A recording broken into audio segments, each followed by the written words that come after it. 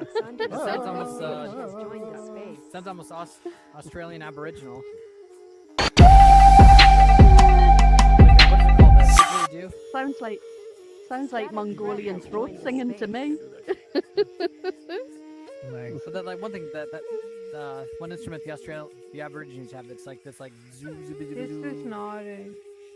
Yeah, I've got a Come on, Ander, I'm trying to do the I can't playlist. play Out it. of I've the had it way. for called, okay. years. Yeah, I could never get the hang of the circular breathing thing. My friend Robbie can play. I should get him to come in here and do it.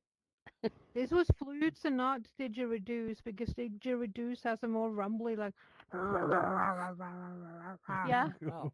kind of. Yeah, we weren't talking about the music. We were talking Get about outta the here. noise Proxide was making. He sounded a bit like a didgeridoo. Daddy knows sound like didgeridoo.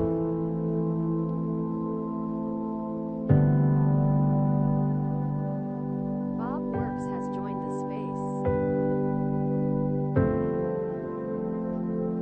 Well, that platform's Oh, sorry, Ander. Sorry. VR Kurt has joined the space. There you go. Scratch your head. Right, just gotta scratch Ander's head. That's the thing. Welcome, everyone. Welcome to, God, I don't know how many of these we've done now. Must be like the 4th or 5th. Welcome to the Banter-Ama, as we call it, the Banter AMA, where you can ask any questions and we'll answer them. That's basically it in a nutshell. I'll get the first question out of the way. Can you pet Ander? Yes, you can. Go right ahead at any time. You can go ahead and pet Ander. That's Ander is representing the latest popular meme, the toothless meme, that little dinosaur dancing around. I think there's a new live action version coming out, actually, of How to Train Your Dragon. So that's something to look forward to. Anyway, thank all of you for coming. Usually how we do this, it's kind of like a Q&A sort of session where you can ask any questions you want. If you want to ask a question, all you got to do is come up to exactly where Peroxide is shooting his Spider-Man there. So yeah, you got a question, you come up, we put you on megaphone, the rest of the room can hear you, and then yeah, we'll be more than happy to answer your question. Now, this next bit is interesting because this is that awkward moment where I've got to figure out what to say, and you guys are gonna, decide between you who's gonna be the one who's gonna come up here and kick things off. I see Kurt hovering around in the background there. Kurt, you look like you might have a question. You wanna meander on up there, and I'll be happy to answer it for you. Oh, Kurt, just looking. Kurt's gone. Can you hear me? Yeah, your megaphone. Go ahead. Did I go in the wrong place? Sorry. No, that's it. You got it. Are you gonna do reaction emojis by chance? That's a great question. Like hand clap, stuff like that. Yeah, we've been talking about recently how we might be able to do that, right? And I think there's a lot of different options there. Everything from, something in your menu that you press that makes emojis appear above your head to maybe some kind of gesture that could trigger that, right? We thought, like that sort of money gesture. Maybe if you can see my huge self up there, it might be obvious the gesture that I'm doing. That could be kind of cool to sort of throw that out there whenever people were, whenever you wanted to do an emoji. It's a great question. I think we haven't really decided exactly on what the implementation might be. Or but maybe it's interesting. a moderator So could control it in the space, make it available or not available to a space or something, under that Yeah, I menu mean, or that's- something like that.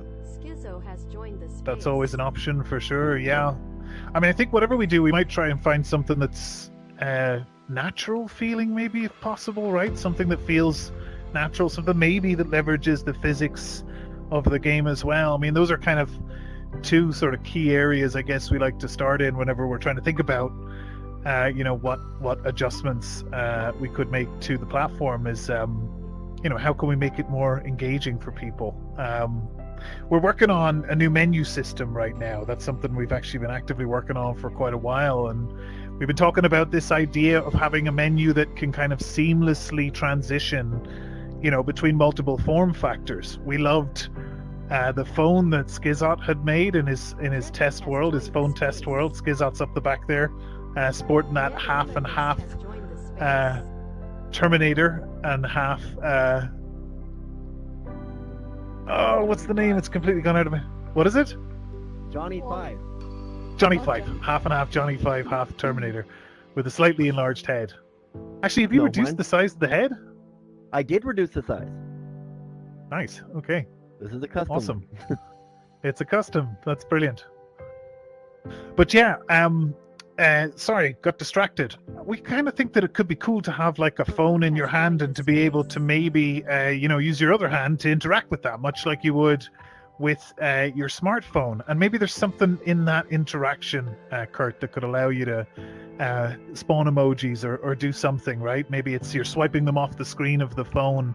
Who knows, right? There definitely is a lot of things to explore there. But if anybody has any ideas, we're open to feedback, and now is, of course, the best time, given that we're right in the middle of rebuilding all of that. So, for anyone who's here who's not on our Discord, you should be on our Discord. I think looking around, I don't think I see anybody here who's not on our Discord, so it's probably a moot point. But if you have any ideas about anything to do with the new menu, anything to do with emojis and how we could maybe integrate that, we'd love to hear your thoughts. So dump them into anywhere on the Discord that you like, but particularly the ideas section is a great place to guarantee that it's going to get the right attention that it deserves.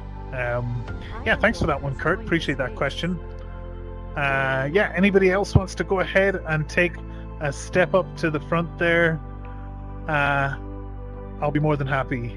Hey, T-Max. Good to see you. You're megaphoned. Go ahead. What have you got for us? Thank you. I was wondering, are you planning on integrating other avatar services similar to Ready Player Me, such as Avaturn, to be able to do avatars? Because Avaturn is similar, but it uses 3 pictures of yourself to make a realistic face while still being slightly low poly. But makes a better representation of yourself. But from what I understand, the skeleton is a similar structure and everything. Because right now I'm trying to turn my version into a hero avatar, but I'm just wondering if Avaturn will ever be one you integrate directly into the game. Yeah, I mean, that's a great question. I'm not sure, to be honest. Is the short version, let's say. I think building out 2 separate avatar systems obviously brings with it double the complexity in terms of initially building it and then maintaining it going forward. I'll be honest, I hadn't actually seen Avaturn before. A few days ago, somebody put in a ticket asking if we'd ever support it. I'm not sure if that was you, but it was the first time I actually got a chance to play with it, and we dug in. We actually went in, created some of our own custom avatars, took a deep dive on their documentation. It's surprising to see they're quite evolved, compared to even Ready Player Me, right? It seems like it's a very similar sort of an offering there in terms of what they're doing. Yeah, they actually started out with a similar program, a little bit lower spec than what they have now, called In 3D. I don't know if you ever heard of that, but that's what they started with, and Avaturn was their next step in their evolution of it. Gotcha. The truth is, if we get more feedback, then we're more likely to potentially prioritize that. I think what you're doing right now is kind of a great workaround, whereby using the hero avatars on Ready Player Me, you can kind of bring that in. And if the rig is sort of close, then that's going to make that process quite a bit easier, at least in the short term. But if it wasn't you that put the details into our Discord in the ideas section the other day, then maybe add in a post in there again. If we see enough of those, then that's really all the incentive we need to look at integrating that, right? I guess Okay. it's about trying to understand what what our platform wants. Anders got a great avatar there.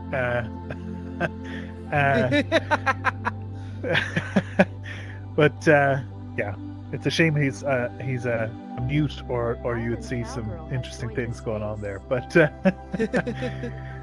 yeah, no, that's a great question. That's really a great question. I think avatars is always kind of a hot topic. I think particularly lately things have been really exciting with avatars, and we've been trying to come up with ways to work with creators who are interested in making avatars.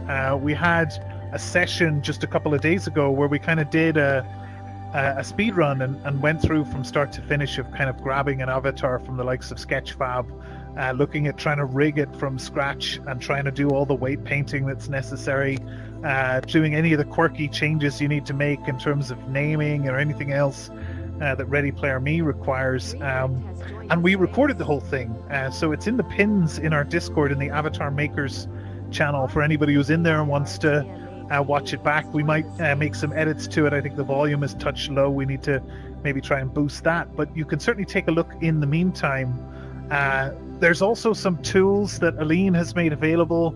I'm not sure where Aline is here, if she's here.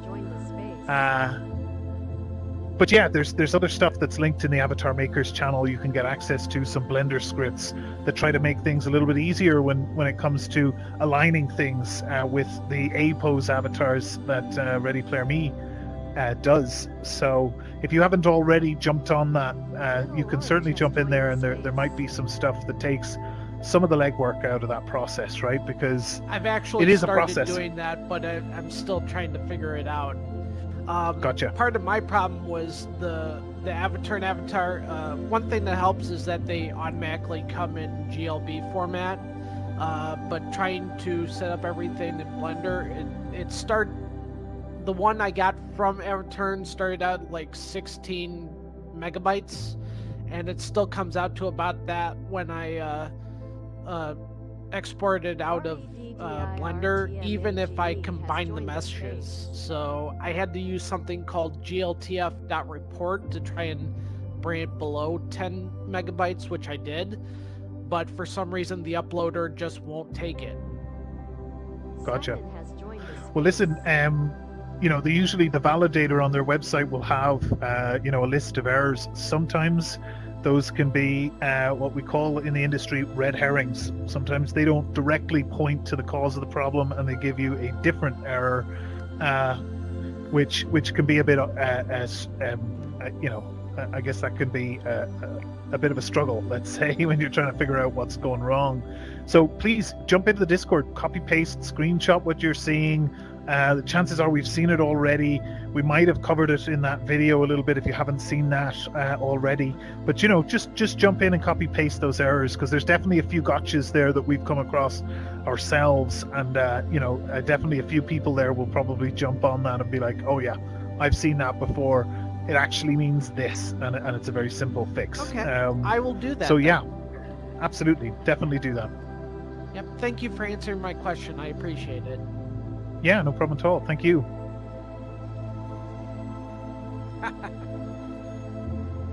Cheers, T-Max. Hey, Iron Yeah. Wolf, I'm going to Whoops, assume sorry. you've got... Sorry about that. Yeah, hello. What? Yeah. Flying straight past me. Yeah. We have one button on the quest control that we haven't done anything with yet in Banter. Oh boy. So, do you have any plans for I think it's the B button, right? Yes.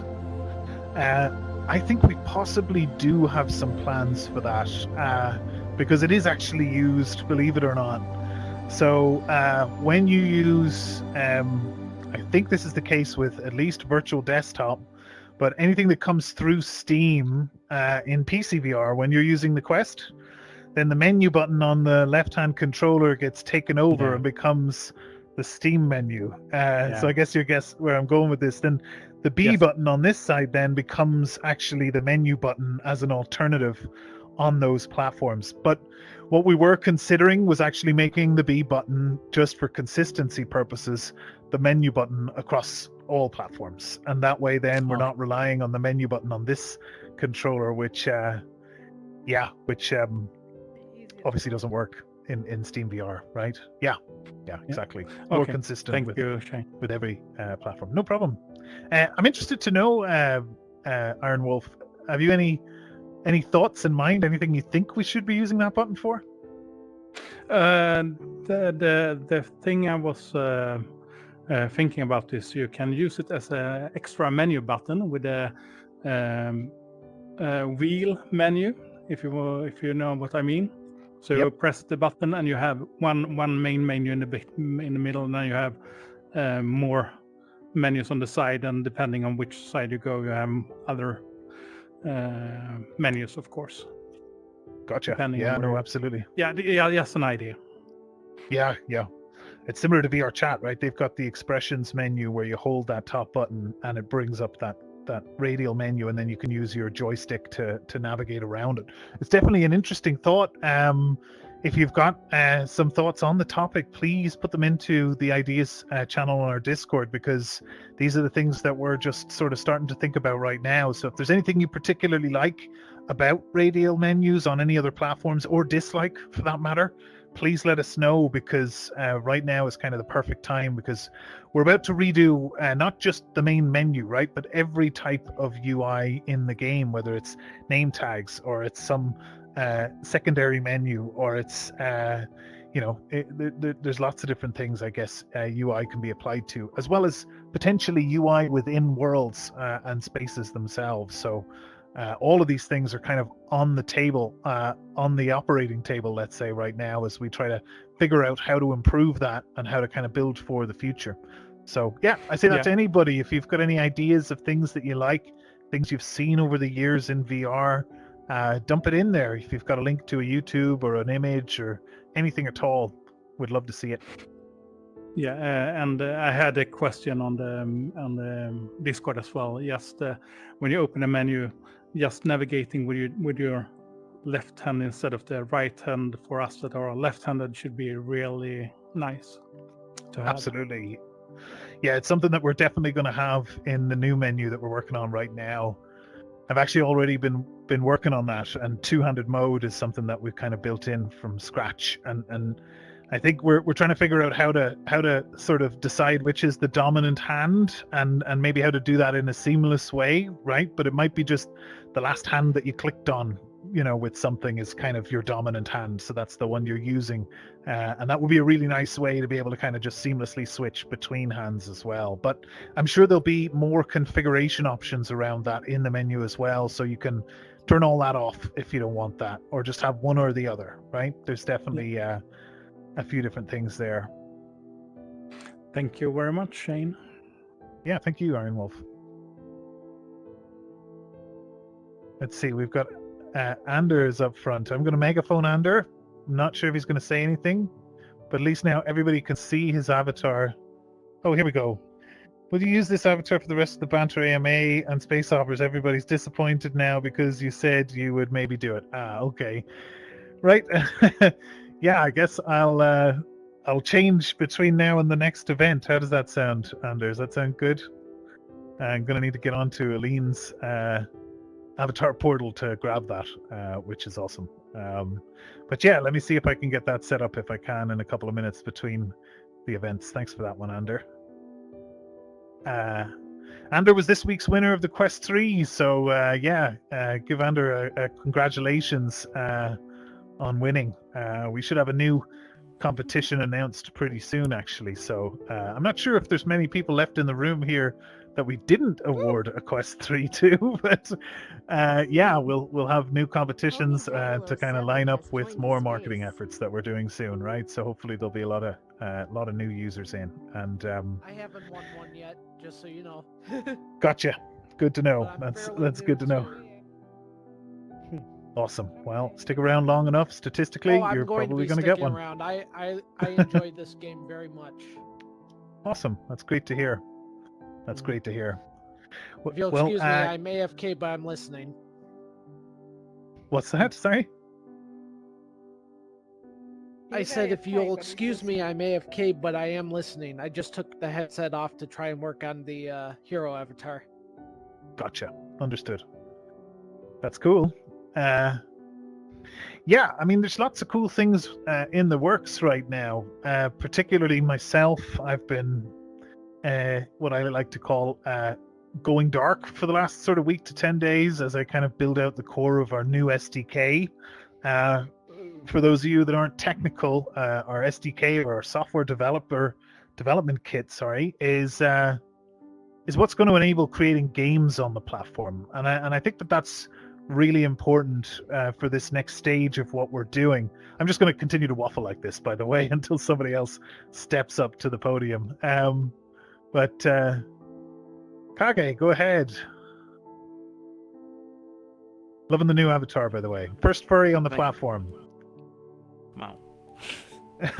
Hey, Shane. Okay, so real quick, this is a great segue actually from Max's suggestion there. I was actually typing it as we speak. Maybe I could suggest a short tutorial vid with the rise of custom avies like this. Just a little video to show how to go to Ready Player Me, set up the studio, and just where to input. Not on how to actually do the validation and actual creation, but just where to start. That might be something useful. Voiced by Faye, of course, because her voice is amazing. And that would be just to get that good starting place for people. That's a great suggestion. I can make that happen. Yeah. Thank you, Faye. Of course, not a problem. And thanks for the suggestion, Kage. Yeah, I think that's absolutely valid. I think we've been talking about all sorts of different levels of tutorials there in terms of trying to get people started, right? And there's definitely some entry points that anybody can get involved in. I think one of the first people we saw engage with the custom avatar platform was Remarcus. And yeah, he started making custom textures for everybody. So you can do a lot there in terms of customizing your avatar without necessarily needing to know how to create and optimize 3D models, right? So, of course, there's also the AI feature built in, which is just you can rattle through those as fast as you like. So yeah, definitely appreciate that. I think Faye, maybe we can get on that. We can bring Tatiana in on that if need be to help us whip something together. Maybe a nice little short and snappy video we can put out on YouTube to help people do that. Yes. Yeah, cheers. Thank you for that. Yeah, but I guess to continue what I was saying before, building games on Banter is a kind of a priority for us. Being able to make things that people can actually play is important. And I think for us, we're working on this new system, and one of the first things we're going to do with it before it's kind of widely released is we're going to build an actual game with it. I think that's an important thing in order for us to be able to, know that it can actually do that that process works, and ideally that process isn't clunky. You know, it's as smooth as it possibly can be. But honestly, that kind of discussion is probably better left for our next event. Which is the Space Makers event, right? We do that every Sunday and we get together and talk about space making. But honestly, the two usually overlap to some degree. Yeah, so I'll continue waffling on. Why not? I'll just continue. I love it. I secretly love it. I'll just stand up here. I mean, I'll pretend I love it anyway, you know? And yeah. We've got a new space coming soon. I think for anybody who's, who likes to see the kind of spaces that Aline can produce, I think you're going to be excited to see this one. We've been working on it over the last few days, and it's going to supercharge anybody who is involved in any kind of book reading on Banter. Up until now, those have usually been a fairly quiet and still affair, let's say. Well, we're trying to work on ways where you can maybe turn it into more of a show and have a little bit more fanfare involved so that you can engage with it a little bit better. So we've got this new space that we've been working on, and hopefully that will be available in the next probably in the next couple of days. But anyway, I'll stop talking. Peroxide is down there. What have you got for us, Peroxide? How dare you ramble on like this? My Yes, bad. no, I was wondering, the ropes, do you think it would be good to have that as a toggle? Because I know a lot of, new VR users can be a bit prone to motion sickness, and it's easy to accidentally trigger the ropes. Yep, that's a great point. It's something that we plan to implement into the new menu, which we're working on right now, actually, is that almost all of those extra features will be like, you have to switch them on, let's say, or you have the ability to switch them off, depending on which way we kind of set it up as the default. But, in the menu, you'll maybe have an input section in there, kind of where you can turn that sort of stuff on and off. I think, anybody who's seen, let's say, the ability to fly on Alt Space, God rest their soul, it worked similarly, right? You had something in the menu, you could turn it on and off, and that way you could decide. So I think for a lot of things, we'll start to surface them like that. So any extra stuff, like Spider-Man mode, maybe like teleport or different options for teleport, and even the upcoming flying system that we're working on as well. Those can all be optional things, right? So you can exist in the space and not have to deal with them, and still be able to give people a thumbs up without doing this. But, right, yeah. It's a feature. But no, absolutely. It's a valid point. And thanks, Shane. Thanks, Peroxide. I'm out of here. Bye. That's enough spotlight for me. Nice. Yeah, we should get a spotlight, actually. That would be cool. Oh, speak of the devil. You see what happens with those webs? Bloody hell. Yeah, there you go. Oh, yeah. That's it. An example right there. So follow on from that thing that Peroxide was just saying. In some of the worlds I noticed lots of flashing lights. You might want to put up warnings for epileptic people. Yeah, Like that's it was a roller coaster or something, I don't know, and there was just a lot of flashing lights. right. The roller coaster? Which one was that? I don't know, the Tokyo U2 thing where it's possibly. got a roller coaster as well, and the 360 tube and The 360. 360. Yeah. I don't know. Yeah, no, it's a good point. Yeah, it's definitely something maybe we could look at including, maybe on a global level, right? Because it might be difficult to enforce everybody put something into their individual worlds, but maybe there's something we can either do in the loading screen or in the menu or something like that. Yeah, that's a good point. Somewhere. Okay. Cool beans. That's me. Thank you. Thanks. Appreciate it. Kurt, I see you're up there close to the front. Have you got another question? No? I just dragged in by mistake, sorry. Gotcha. No problem. Zell, go ahead. You're megaphoned. I'm going to continue a little bit on her thing. Sometimes I struggle a little bit with sensory overload. One of the places I've seen that is in Goth Night, where they have a lot of flashing lights coming down on the floor and whatnot. Other places was where, and I talked to Vanquisher about it and he fixed it for me, was there was a lot of like soundboard noises and whatnot, right? So for me, it was really great when Vanquisher put in like an FX control to turn on and off the sounds that he had put in as ambience. So that was really great. But for example, for God Night, I have to turn around and face the wall sometimes because there's a lot of lights. So that would have been very nice to be able to like maybe have like a button either in the menu or ask the space maker to put in like a toggle light like Wolfab that you can turn it off and so on.